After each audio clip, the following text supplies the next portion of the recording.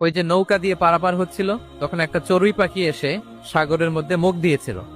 তো খিজির আলাইহিস সালাম বললেন, মুসা, তুমি কি চড়ুই পাখিটা দেখতে পাচ্ছ? হ্যাঁ। চড়ুই পাখিটা যে সাগরে মুখ দিয়ে দেখতে পাচ্ছ? হ্যাঁ, দেখতে পাচ্ছি। তখন খিজির আলাইহিস সালাম বললেন, চড়ুই পাখিটা সাগরে মুখ দিয়ে পানি খাওয়ার পরে চড়ুই পাখির ঠোঁটে বা চঞ্চুতে যতটুকু পানি লেগে আছে, এই পানিটা হচ্ছে তোমার, আমার এবং মহাবিশ্বের আমাদের সকলের জ্ঞান।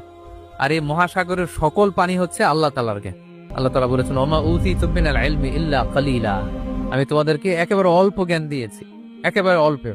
এই রহস্যে ঘেরা এই মহাবিশ্বের অনেক কিছুই আমাদের অজানা, প্রিয় ভাইরা। আমরা অনেক কিছুই জানি না, আমাদের এই লিমিটেড নলেজ এগুলো ধরে না। তারপর আমরা ওই যে নৌকা দিয়ে পারাপার হচ্ছিল, তখন একটা চড়ুই পাখি এসে সাগরের মধ্যে মুখ দিয়েছিল। তো খিজির আলাইহিস সালাম বললেন, মুসা, তুমি কি চড়ুই পাখিটা দেখতে পাচ্ছ? হ্যাঁ।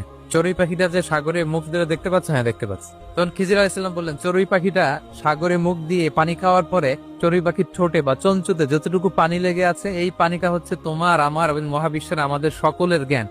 আর এই মহাসাগরের সকল পানি হচ্ছে আল্লাহ তাআলার জ্ঞান।